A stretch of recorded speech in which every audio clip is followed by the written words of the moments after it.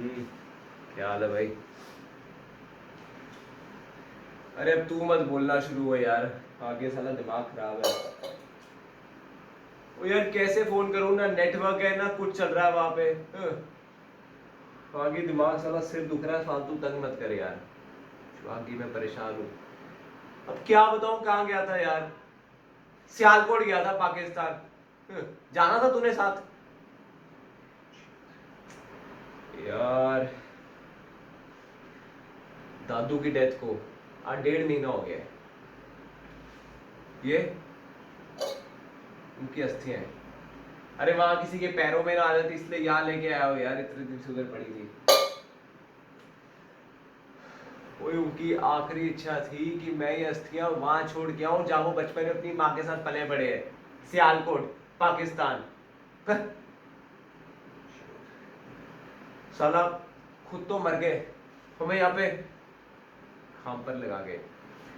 मेरी बड़ी बहस हुई यार घर वालों से, सबसे मॉम डैड से, कि क्या ये नॉनसेंस, चुपचाप जाके गंगा में बहो, क्या ये दिमाग खराब कर रहे हो यार फालतू में।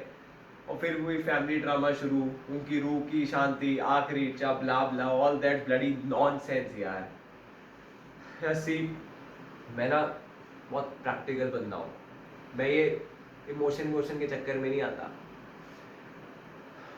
यार। मैं इसलिए माना, देख, एक तो आई लव ट्रैवलिंग, तो बस मुझे लगा कि डैड का एक स्पॉन्सर ट्रिप मिल जाएगा इसी बहाने, तो इसलिए मैं सियालकोट भी घूमाऊंगा और ये काम भी कर लूंगा। तो दादू की 13वीं होती मैं निकल गया यार। तू इस बात को छोड़, इससे भी इंटरेस्टिंग किस्सा है दादू के बचपन की, पीर बाबा की कहानी। अब सीरियसली पीर बाबा की कहानी सुनाता हूँ तेरे को। दादू बताते थे कि बचपन में वो अपनी माँ यानी मेरी परदादी के साथ सियालकोट में रहते थे। वो जिस घर में रहते थे ना, वो काफ़ी बड़ा घर था। तो एक घर में मेरे दादू और उनकी माँ, उनके साथ वाले घर में उनके चाचू, और उनके साथ वाले घर में उनके बड़े पापा। तो ये 3 घर थे, बट तीनों के बीच में दीवार नहीं थी। काफ़ी मिलजुल के रहते थे, काफ़ी प्यार से रहते थे, इकट्ठे खाना खाते थे, इकट्ठे बनाते थे। मतलब उनका आपस में बहुत बहुत ज़्यादा प्यार था। जैसे कोई गिला शिकवा नहीं, कोई भेदभाव नहीं, बस इकट्ठे मिलजुल के रहते थे। और उनके घर के सामने ना एक बड़ा सा आंगन था, और उसके सामने एक बड़ा सा पीपल का पेड़, और उस पेड़ के नीचे ना एक पत्थर की कब्र थी। मेरी परदादी पता है क्या बोलती थी, कि वो ना एक पीर बाबा की कब्र है, पीर बाबा की। और सीरियसली वो उस पत्थर को पीर बाबा मानती थी। मेरे परदादू दादू बताते थे, जैसे ये पत्थर की कब्र थी। मेरी परदादी ना सारा दिन ऐसे हाथ जोड़ के वहाँ पे ऐसे बैठी रहती थी। अब सपोज कर, सामने बड़ा सा पीपल का पेड़, नीचे पत्थर की कब्र, और यहाँ मेरी परदादी उसको तिलक लगा के सारा दिन पूजा कर रही है, हे पीर बाबा, हे पीर बाबा, हे पीर बाबा, हे पीर। वो बेचारे पीर बाबा को मरने के बाद भी चैन नहीं मिला। वो मेरे दादू ने बताया, जब वो स्कूल जाते थे, मेरी परदादी उन्हें बोलती थी, बेटा आज तेरा इम्तिहान है, पीर बाबा से आशीर्वाद ले जा। बेटा आज तेरे नतीजे हैं, पीर बाबा से आशीर्वाद ले जा। बेटा ये, बेटा वो, बेटा ये।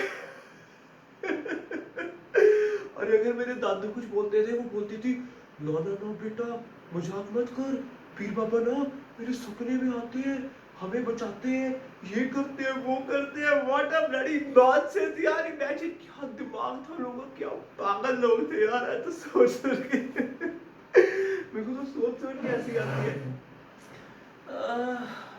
मेरे दादू इस चक्कर में कैसे पड़े।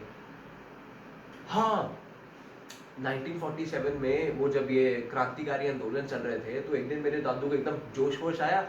उन्होंने जाके नारे लगा दिए, go back Simon, go back Simon. Police ने दादू को 2 दिन में जेल में डाल दिया। अब लिटरली जेल में डाल दिया दादू को। और पंगा थोड़ा ज्यादा बढ़ गया, 4 महीने तक उनकी बेल नहीं हुई।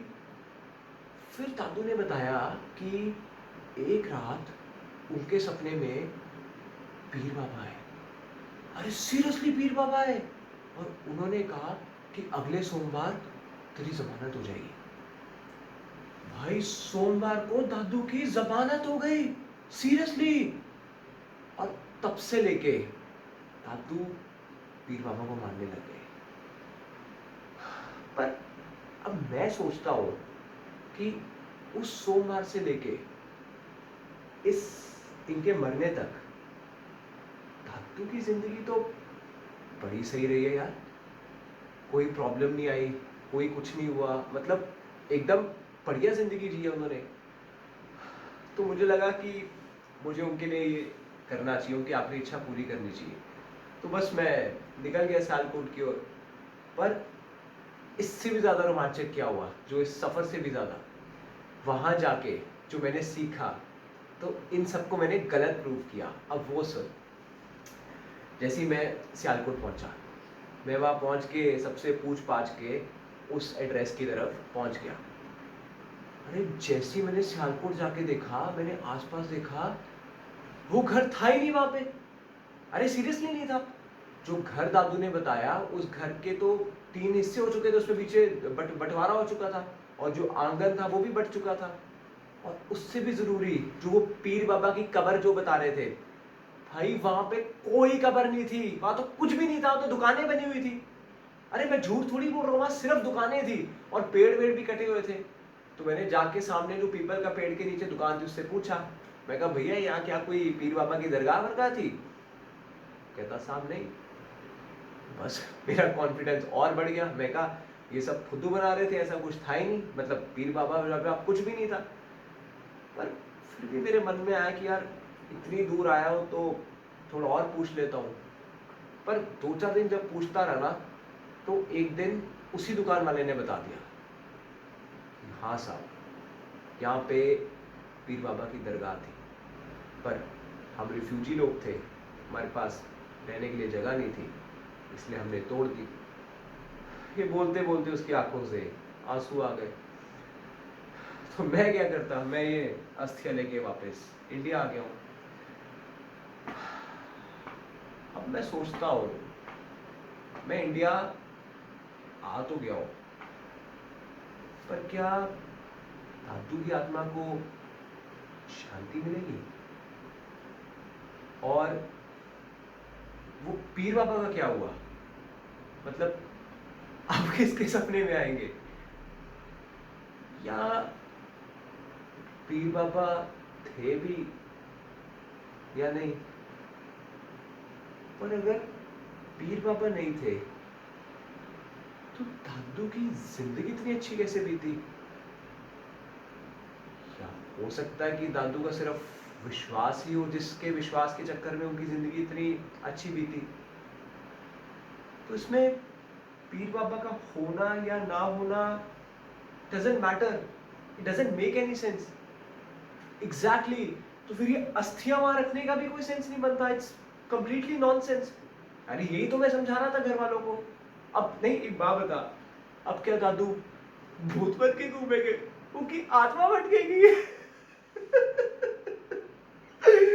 इमेजिन कर, दादू भूत बन के घूम रहे हैं, उनकी आत्मा भटक रही है। क्या यार, व्हाट द